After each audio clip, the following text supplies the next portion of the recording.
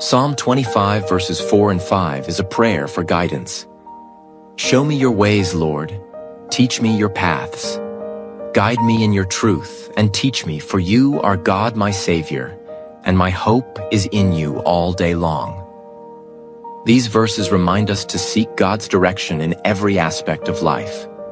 His truth leads us to peace, purpose, and hope.